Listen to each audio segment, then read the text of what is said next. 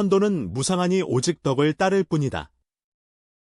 부처님께서는 생사, 가 근본이며 끊임없이 은유되고 먼지처럼 집착하기 어려운 일이라고 하셨다.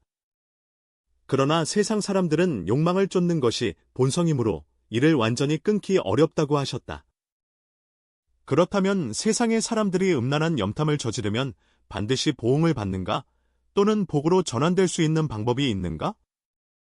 다음은 상인작물신에 관한 전설적인 이야기로 세상에 방황하는 이들에게 깨달음을 줄 수 있을 것이다.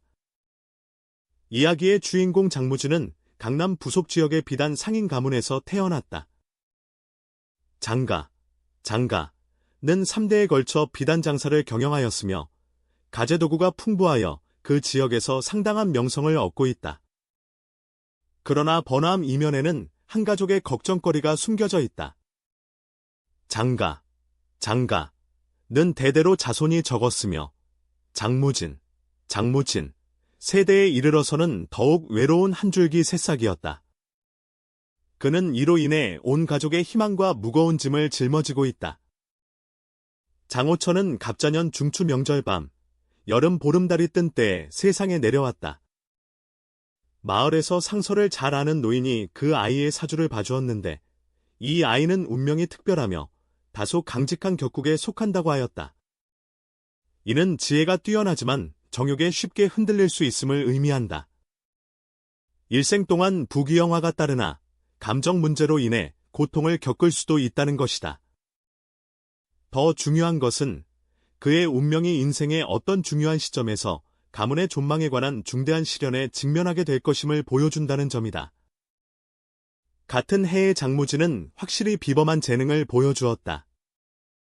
그는 5살 때 글자를 익히기 시작했고 7살 때는 삼자경과 천자문을 암송할 수 있었으며 10살이 되자 이미 사서와 논어를 숙독하였고 12살 때는 주산술에 능통하였다. 15살이 되었을 때 아버지 장원통은 직접 그에게 장사하는 법을 가르치기 시작했다. 장원통은 영리하고 똑똑한 아들을 보며 안도와 걱정이 교차했다. 그의 아들이 비범한 재능을 지녔지만 성격 속에 다스리기 어려운 반항적인 기운이 숨어있음을 발견했기 때문이다.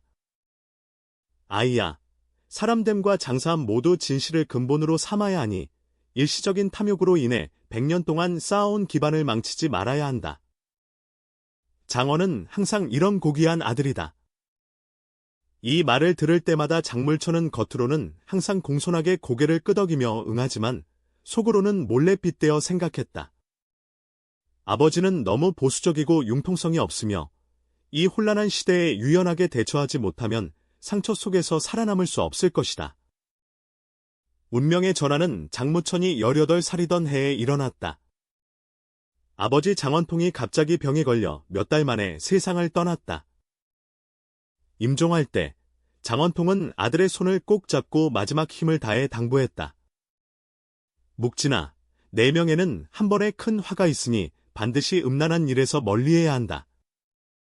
그렇지 않으면 가업도 지키기 어렵고 생명까지 위태로울 것이다. 나는 한 명의 고수를 찾아 당신의 명판을 점쳐보았다. 그것은 서재와 주역 속에 숨겨져 있으니 어려움에 처했을 때 꺼내어 참고할 수 있다. 점고 패기만만한 장목진은 비록 눈물을 흘리며 동의했지만 아버지가 돌아가신 후 거대한 가업을 맡느라 바빠 이미 그 말을 까맣게 잊고 말았다. 뛰어난 지혜와 상업적 감각으로 장무씨는 장가의 사업을 빠르게 번창시켰으며 심지어 아버지가 생전에 이룬 것보다도 더 번성하게 만들었다. 20살 때 장호씨는 이웃마을의 부유한 상인의 딸 조씨와 결혼했다. 조씨는 단지 용모가 단정할 뿐만 아니라 책을 잘 알고 예의를 잘 지키며 검은고, 장기, 서예, 그림에 모두 능통하다. 부부 둘이 서로 사랑이 넘쳐 날들이 화목하고 행복하게 지낸다. 결혼 후 3년째의 조씨는 장가의 아들 장명덕을 낳았고 온 가족이 기쁨에 넘쳤다. 장모씨는 더욱더 자신만만하여 인생이 이미 완벽한 경지에 도달했다고 생각했다. 그러나 고대인의 말처럼 복이 활을 부르고 운명에 시려는 사람이 가장 자만할 때 조용히 찾아온다. 사업 규모가 계속 확대됨에 따라 장무천은 자주 출장을 가서 비즈니스를 협의해야 합니다. 소주로 비단을 사러 가는 길에 운명이 그가 인생의 궤적을 완전히 바꾸어 놓을 여인 홍수와 만나게 했다. 그것은 봄바람에 취한 황혼이었고 장모 씨는 친구 징계가 힘껏 허리를 감싸 안아주는 가운데 수저우성에서 가장 유명한 청풍각으로 들어갔다. 본래 그는 거절했지만 결국 배가 부른 남자로서 이런 유흥가에 발을 들이는 것은 부적절하다고 여겼다. 그러나 청카이는 여러 번 권유했기에 정중한 마음을 거절하기 어려워서 그는 어쩔 수 없이 마음을 다잡고 따라 들어갔다. 목진 형님, 오늘 반드시 당신에게 진정한 인간의 절세미인이 무엇인지 보여드리겠습니다. 징계는 수상쩍은 기운을 띠며 말했다. 장무진은 씁쓸하게 고개를 저으며 말했다. 진영, 나는 이미 가정을 이루고 사업을 시작했으니 이런 유의의 장소에 발을 들여놓는 것은 적절하지 않다. 마침 말을 하던 중 위층에서 마치 천상의 소리와도 같은 비파 소리가 들려왔다. 그 음률은 부드럽고 아름다워서 마치 영혼을 직접 통과하는 듯한 느낌을 주었다. 장무 씨는 무의식 중에 이 검은고 소리에 끌려 고개를 들었다.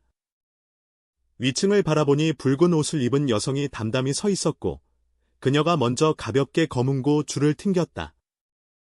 거리가 다소 멀어 얼굴은 분명하지 않았지만 그 뛰어난 초탈한 기품은 사람들의 기억에 오래도록 남았다.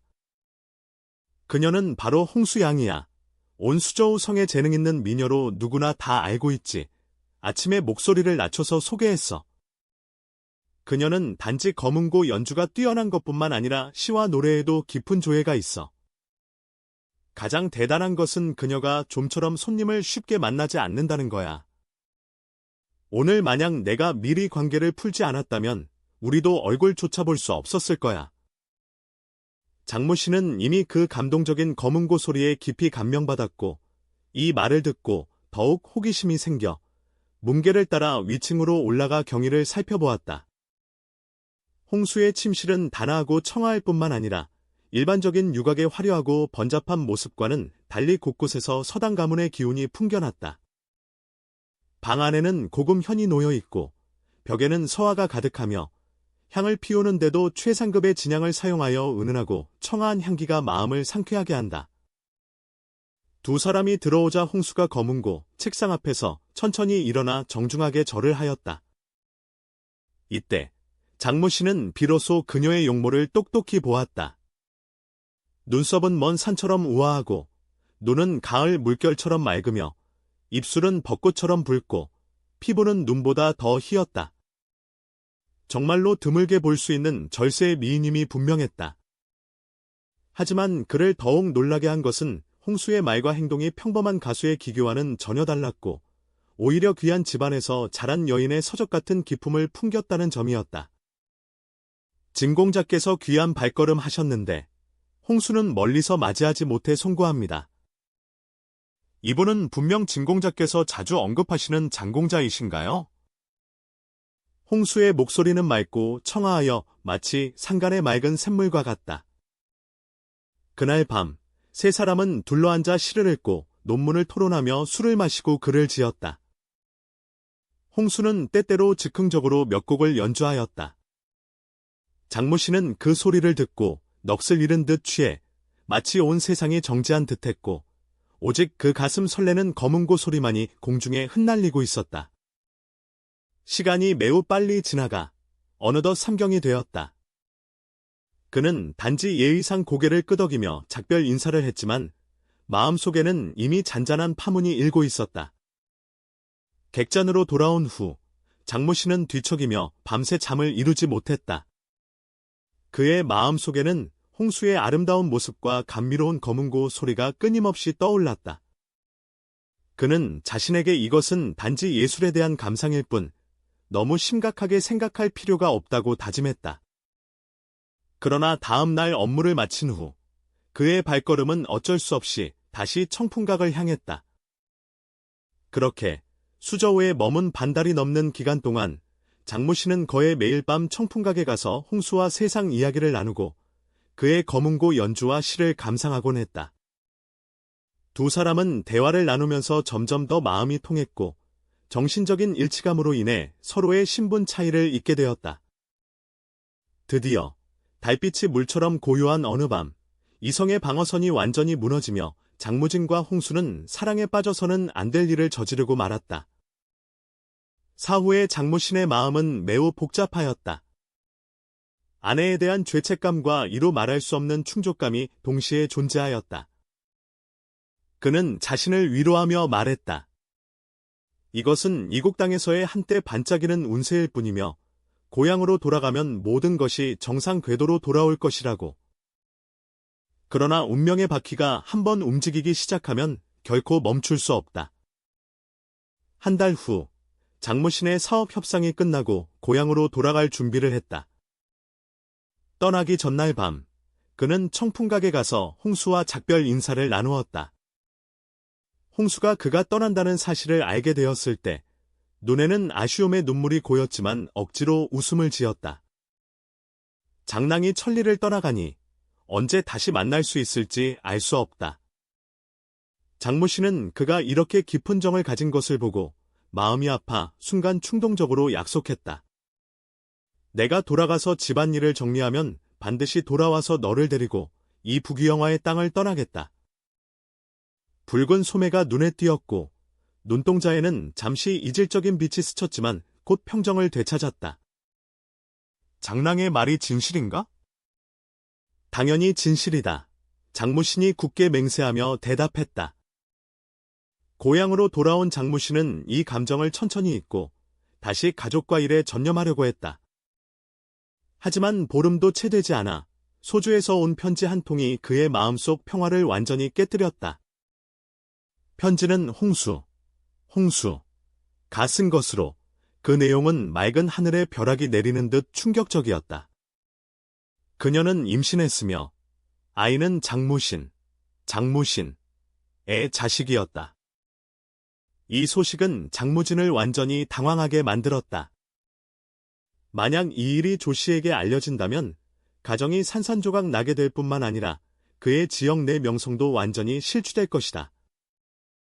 하지만 약속을 중시하는 상인으로서 그는 홍수 모자에게 무관심할 수 없었다.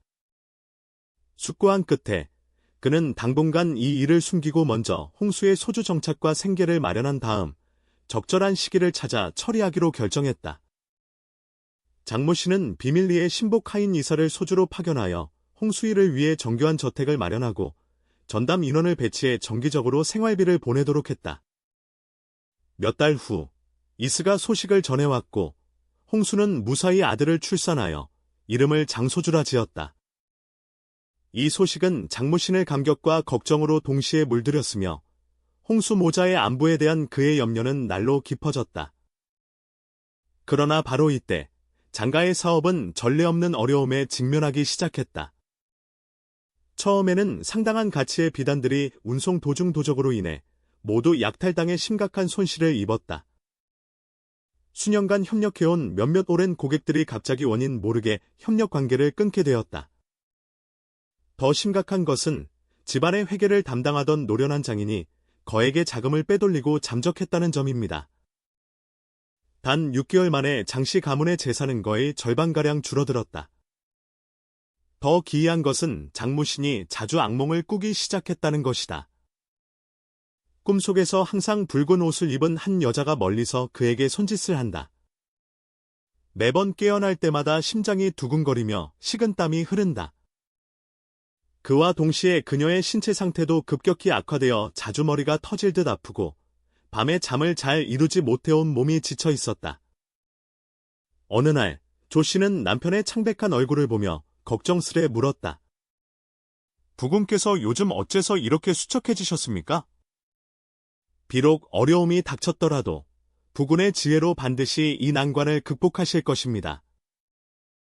장무 씨는 억지로 미소를 지으며 말했다. 괜찮아. 단지 요즘 조금 무리했을 뿐이야. 그날 밤, 장무 씨는 또 같은 악몽을 꾸었는데 이번 꿈속에 붉은 옷을 입은 여자는 더욱 선명했고 홍수와 몇 가지 비슷한 점이 있었다. 꿈속에서 홍수가 그에게 손을 내밀며 입안으로 무언가를 반복해서 중얼거렸다. 장모신이 깨어나자마자 꿈속에서 홍수가 했던 말이 갑자기 떠올랐다. 바로 명중에 겁이 있으니 반드시 음사한 일을 범하지 말라는 말이었다. 이 문장은 번개처럼 장무진의 뇌리를 강타했다. 그는 문득 아버지가 임종 전에 당부했던 말을 떠올렸다. 새벽이 맞밝아올 무렵 그는 서재로 달려가 먼지가 수북이 쌓인 을경을 꺼냈다. 과연 그 책 속에서 양피지 한 장을 발견했고 그 위에는 그의 사주도가 그려져 있었으며 심장을 떨리게 하는 예언이 적혀 있었다. 갑자년 8월 15일 해시 태어나 운명은 도화살을 품고 있으며 하늘이 귀인을 보내 운명을 지키니 차례로 부귀를 얻게 될 것이다. 연명공과 도화공이 형상을 완성하여 알 수 있듯 음란과 사악을 범하면 반드시 혈광의 재앙을 당하고 가업을 지킬 수 없다. 오직 널리 인덕을 쌓아야만 이 재난을 극복할 수 있다. 이 말을 들은 장무신은 마치 벼락을 맞은 듯 식은땀이 순식간에 옷을 적셨다. 그는 마침내 최근 겪은 모든 불운이 홍수와의 부적절한 행위 때문임을 깨달았다.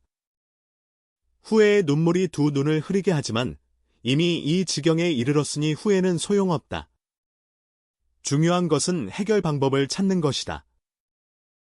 장무신이 절망에 빠져 있을 때 부저의 관리가 와서 보고하기를 성 밖에서 한 유방 스님이 찾아왔다고 했다. 장호천은 평소 불교를 믿지 않았지만 병이 위급해지자 무작정 의사를 찾아다니며 집사가 승려를 집으로 들이도록 했다. 그 승려는 50대 중반으로 보였으며 얼굴은 깡마르고 날카로웠지만 두 눈은 반짝이며 세속을 초월한 고귀한 기운이 흘렀다. 그가 문에 들어서자마자 문을 열고 선한 말씀을 하셨다. 시주하시는 분의 명중에 계명이 있으니 가난한 승려가 특별히 도와드리러 왔나이다. 장무씨는 크게 놀라 얼굴빛이 변했다. 대사가 어찌하여 나의 상황을 알았는가? 스님은 담담히 웃으며 말했다. 빈 승려가 귀댁을 지나갈 때 저택 위 하늘에 음기가 맴도는 것을 보고 제주가 최근에 반드시 순조롭지 못함을 알았나이다. 시주님의 얼굴을 다시 살펴보니 인당이 검게 변하고 눈 아래가 어두워 확실히 도화살에 들린 징조입니다. 장무씨는 심장이 쿵쾅거리며 듣고 급히 승려를 내부로 안내하여 자신의 처지를 있는 그대로 자세히 이야기하였다. 승려는 듣고 나서 한번 불호를 염송했다. 아미타불, 시주님께서는 실제로 음란한 일을 저지르셨으니 이것은 인과응보를 불러온 것입니다. 그러나 불법은 자비와 구원을 중시하니 시주인이 뉘우치는 마음이 있다면 빈승은 마땅히 힘써 도와야 할 것이다. 대사께서 길을 밝혀주시기를 청하며 장무신이 급히 말하였다. 승려는 수놓은 옷 속에서 한 권의 경전을 꺼내어 말했다. 이는 관세음보살 보문품으로서 시주는 매일 정성껏 염송하면 업장을 소멸할 수 있습니다. 또한 빈 승려는 부의 전환법이라는 독특한 법문을 가지고 있어 시주의 애군을 해소할 뿐만 아니라 과거의 악업을 미래의 복으로 전환시킬 수 있습니다. 어떤 법문인가요? 대선사께서 상세히 설명해 주시길 바랍니다. 승려는 설명하기를 시주자는 가제도의 10분의 1을 취하여 가난한 자를 구제하고 다리를 놓고 길을 보수하며 학당을 세우는 등 선행에 사용하라고 하였다. 이러한 선행은 시주의 업장을 소멸시키고 무량 공덕을 쌓게 합니다. 불경에는 복전, 복전을 읽으면 성근, 성근, 이 자라나며 선업, 선업의 씨앗을 뿌린 후에는 반드시 풍성한 복보, 복보를 거두게 된다고 나와 있다. 장무진은 생각에 잠겼다. 대사의 뜻은 내가 일부 재산으로 선행과 덕을 쌓기만 하면 재난을 피할 수 있고 심지어 재물을 늘릴 수도 있다는 것이다. 정말 그렇습니다. 그러나 시주자가 선행을 할 때에는 반드시 진심으로 해야 하며 이익을 바라는 마음이 있어서는 안 된다. 불법은 형상이 없으면서도 잃지 않는 것을 중요시한다. 만약 마음에 보답을 바라는 생각이 있다면 공덕이 크게 깎이게 된다. 장모씨는 연이어 고개를 끄덕이며 다시 물었다. 홍수와 아이에 관해서는 어떻게 처리해야 합니까? 승려는 잠시 생각에 잠긴 후 말했다. 정은 결국 정으로 갚아야 한다. 시주는 이미 그 여자와 인연을 맺고 자식도 있으니 자연히 그를 버리고 돌보지 않을 수 없다. 그러나 시주인께서 이미 가정을 이루고 계시니 무턱대고 그녀를 데려오면 반드시 가정에 불화가 발생할 것입니다. 빈승의 견해로는 시주는 그 모자의 생활을 계속 지원할 수 있으나 아이가 성장한 후에는 본래의 가족으로 돌아가야 하며 더 이상 벗어난 행위는 없어야 한다. 저는 반드시 이를 따라 행하겠습니다. 승려가 미소 지으며 말했다. 시주께서 진심으로 잘못을 고치고자 한다면 본 승려는 신체와 마음을 조화롭게 다스리는 법문 하나를 전해드리겠습니다. 이름하여 육자대명주라 하며 이 주법은 오장육부를 조화롭게 하고 마음을 맑게 하여 욕심을 줄이며 지혜를 증장시킵니다. 장모씨는 크게 기뻐하며 즉시 무릎을 꿇고 가르침을 구했다. 승려가 주법을 전수한 후 일어나서 작별 인사를 하였다. 떠날 때 그는 의미심장한 한마디를 남겼다. 시주여, 반드시 명심하라. 음험한 일은 악보를 초래할 수 있으나 제때에 회개하고 선행을 쌓으면 재앙을 풀 뿐만 아니라 화를 복으로 바꿀 수 있다. 운명의 주체는 자기 자신에게 있으며 하늘에 의해 정해진 것이 아니다. 그날부터 장무지는 생활 방식을 완전히 바꾸었다. 그는 매일 아침 보문품을 독송하고 육자 대명주를 수행하며 재산의 10분의 1을 각종 자선 사업에 사용한다. 그는 가난한 학생들의 학비를 지원하고 다리와 도로를 건설하여 행인들의 편의를 도모하며 학교를 설립하여 더 많은 아이들이 교육을 받을 수 있게 하고 고독한 노인들을 돕고 구제하여 그들이 편안한 노후를 보낼 수 있도록 하였다. 이러한 선행은 곧 현지에서 아름다운 이야기로 전해졌다. 사람들은 차례로 장가 사람들의 뜻깊은 행위를 칭찬했다. 기적적인 것은 선행이 쌓이면서 장씨 가문의 사업도 전환점을 맞기 시작했다는 것이다. 우선 몇몇 잃어버렸던 기존 고객들이 자발적으로 협력 회복을 위해 찾아왔고 이어서 새로운 사업 기회들이 연이어 나타났습니다. 더욱 놀라운 것은 장무신의 신체 상태가 눈에 띄게 개선되었고 그를 괴롭히던 악몽이 사라졌으며 두통과 현기증 증상도 완전히 나아졌다는 점이다. 1년 후 장씨 가문의 사업은 완전히 회복되었을 뿐만 아니라 이전보다 더욱 번창하였다.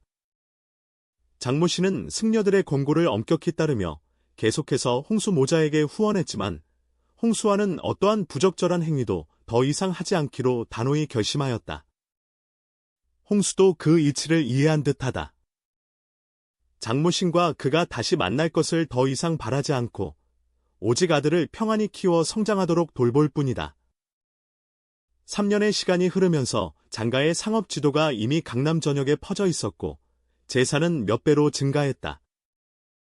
장무씨는 평범한 상인에서 이름이 널리 알려진 겁으로 변모하여 지역에서 높은 명망을 누리게 되었다. 그러나 그는 성공했다고 자만하지 않고 오히려 더욱 신중하게 처신하며 상업윤리를 준수하고 지속적으로 선행과 덕행을 쌓았다. 어느 날 장무신이 서재에서 공무를 처리하고 있을 때 갑자기 문 밖에서 누군가 급히 만나고자 하는 소리를 들었다. 가사가 손님을 들이자 당시의 신복 리씨의 얼굴은 초조해졌다. 주인님, 큰일입니다. 홍수 소녀가 병세가 위중하여 위태로운 상태입니다. 오래지 못할 것 같습니다. 그녀가 임종하기 전에 당신과 어린 소년을 마지막으로 만나고 싶어 합니다. 리사가 급히 보고했습니다. 장무씨는 그 말을 듣고 마음속이 한동안 흔들렸다. 그는 이미 홍수와의 정의 관계를 끊었지만 한때 깊은 정과 도리를 나누었고 혈육으로 연결된 자식이 있었기에 그가 위독하다는 소식을 듣고 마음속 깊이 슬픔이 가득했다. 부인께서 이 일을 아시는지요? 장무신이 염려하며 물었다. 부인은 이미 알고 있었다. 한 부드러운 목소리가 문 밖에서 들려왔다. 장모 씨는 돌아보니 조 씨가 조용히 문가에 서 있었다. 부인, 저는 장모신이라 한동안 어떻게 설명해야 할지 몰랐습니다. 조 씨가 가볍게 한숨을 쉬며 말하였다. 남편이여, 더 말할 필요 없소. 이 몇 년 동안 나는 이미 몇 가지 단서를 알아차렸다. 마음은 조금 아팠지만 남편이 지난 몇 년 동안 회개하고 선행을 하는 모습을 보고 나는 용서하기로 선택했습니다. 그 붉은 소매의 아가씨는 남편의 자녀를 돌보고 있는데 지금 위독한 상태이니 남편은 당연히 찾아가서 병문안을 해야 한다. 아이들은 무죄합니다. 만약 그가 정말 불행히 세상을 떠난다면 아이도 마땅히 안식처가 있어야 합니다. 장모 씨는 감동하여 무릎을 꿇고 부인의 관대하심에 깊이 감사드리며 이 생에 갚을 길이 없다고 하였다. 조 씨는 남편을 일으키며 말했다. 남편님, 어서 일어나세요. 비록 제가 여인이지만 큰 사랑에는 경계가 없다는 이치를 이해하고 있습니다. 그 아이가 갈 곳이 없으면 집으로 데려와 기르되 우리의 의보다들로 삼으라. 그날 밤, 장모 씨는 밤을 새워 수저우로 향했다. 홍수 씨의 집에 도착했을 때 그녀는 이미 기력이 쇠의 얼굴은 마치 종이처럼 창백했다. 침대 옆에 약 7, 8살 정도의 남자아이가 앉아 있었는데 바로 장샤오저우였다. 장모신이 들어오는 것을 보자 아이의 눈에는 의심과 경계가 나타났다. 홍수는 장모신이 오는 것을 보고 간신히 마지막 미소를 지었다. 장랑, 드디어 왔구나. 장모신은 빠르게 다가가 그녀의 차가운 손을 살며시 잡았다. 홍수씨, 제가 늦었어요. 붉은 소매가 머리를 저으며 말했다. 늦지 않았어요. 인생의 마지막 순간에 당신을 만날 수 있어서 저는 이미 만족했습니다. 여러 해 동안 보살펴 주셔서 저와 작은 배가 평안히 지낼 수 있었습니다. 장무즈는 마음이 칼로 찢기는 듯 아팠다. 너희 모자에게 진 빚이 너무 크다. 붉은 소매가 약하게 말했다. 세상 모든 일은 인연에 의지하여 일어나며 본래 옳고 그름의 구분이 없다. 당신은 가문이 있으니 나와 함께할 수 없다는 것을 나는 이미 잘 알고 있었습니다. 이 아이는 내 혈육이다. 내가 죽은 후에도 그를 잘 돌봐주기를 부탁한다. 장모 씨는 엄숙히 약속합니다. 나는 그를 친아들처럼 여기며 정성껏 보살필 것입니다. 홍수는 다시 장소를 바라보며 말했다. 소주야, 이분이 내 아버지다. 어머니가 떠나신 후에는 아버지와 함께 살아야 하며 순종하고 이해심을 가져야 합니다. 장샤오저우는 눈물을 머금고 꿋꿋하게 고개를 끄덕였다. 홍수는 베개 밑에서 한 통의 편지와 정교한 비단 주머니를 꺼내어 떨리는 손으로 장무신에게 건넸다. 이 편지에는 나의 몇 가지 속마음과 작은 배에 관한 이야기가 담겨 있으니 부디 남몰래 읽어주시기 바랍니다. 이 비단 주머니 속에는 나의 갑오인 것이 하나 들어있어 아마 너에게 유용할 것이다. 장모 씨는 편지와 비단 주머니를 건네받고 마을 사람들에게 물어보려 했으나 홍수는 이미 평화롭게 눈을 감고 영원히 이 세상을 떠났다. 고향으로 돌아온 후 장모 씨는 조 씨의 뜻에 따라 장소주를 집으로 데려와 키웠으며 외부에는 먼 친척의 고아라고 알렸다. 조 씨는 장소주를 자기 자식처럼 여기며 정성껏 가르쳤다. 장샤오저우는 또한 영리하고 이해심 깊은 아이로 곧 새로운 환경에 잘 적응하여 형 장밍더와 사이좋게 지냈다. 한밤중 장모 씨는 혼자서 홍수유가 남긴 편지를 열었다. 편지에서 홍수는 자신의 신분에 대해 상세히 이야기하였다. 그는 단순한 기생이 아니라 명문가 출신으로 집안이 몰락하여 세상에서 잊히게 되었다고 밝혔다. 장모신을 더욱 놀라게 한 것은 홍수. 가 편지에서 밝힌 바와 같이 그와 그녀의 만남이 우연이 아니라 운명적으로 정해진 인연의 기회라는 사실이었다. 편지의 마지막 부분은 더욱 놀랍습니다.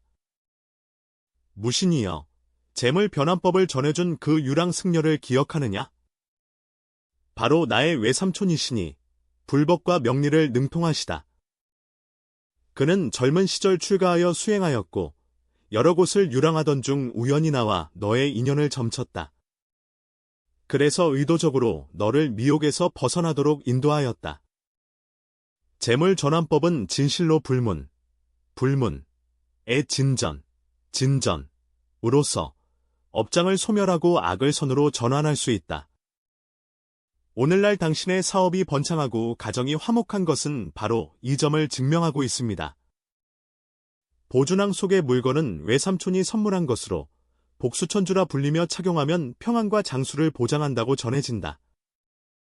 부디 소주를 귀중히 여기고 잘 보살피며 계속해서 덕을 쌓고 선행을 베풀어 복이 길게 이어지길 기원합니다.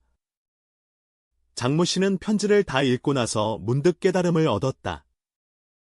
그는 조심스럽게 비단 주머니를 열었고 그 안에는 정말로 온몸이 붉고 윤기나는 자연스러운 문양의 둥근 구슬이 있었으며 바로 전설 속에서 매우 귀중하다고 여겨지는 복수천주였다. 그는 천주를 정성스럽게 보관하며 마음속으로 홍수와 그 스님에 대한 깊은 감사를 느꼈다.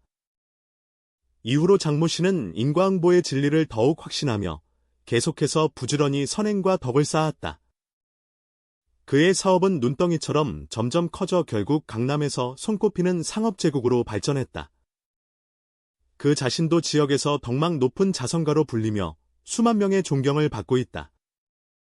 10년 후 장명덕과 장소주는 모두 어른이 되었다. 장명덕은 부친의 사업을 이어받아 상업을 훌륭하게 경영하였다. 장소주는 공명을 얻어 청렴한 훌륭한 관리가 되었다. 두 사람 모두 아버지의 선행을 좋아하는 덕성을 계승하여 사회의 중추 인재가 되었다. 그 시절을 떠올릴 때마다 장무천은 항상 감회가 새로웠다. 그는 그 실수와 이후의 후회가 있었기에 오늘의 모든 것이 이루어졌다는 것을 깊이 깨달았다. 그 승려가 전해준 재물전환법은 그가 인생의 위기를 극복하도록 도왔을 뿐만 아니라 선행과 덕 쌓기의 진정한 의미를 깨닫게 해주었다. 세상의 모든 일에는 인과가 있다. 욕망의 마수가 우리에게 뻗칠 때 우리는 어쩌면 실수를 완전히 피할 수 없을지도 모른다. 진정한 지혜란 비록 잘못된 길을 걸었더라도 그 실수를 인정할 용기를 가지고 결연한 마음으로 개과천선을 하며 진심 어린 참회와 지속적인 선행을 통해 나아가는 데 있다. 우리는 과거의 악업을 단지 해소할 수 있을 뿐만 아니라 인생의 고통을 성장의 양분으로 전환하여 궁극적으로 운명의 화려한 전환을 실현할 수 있습니다.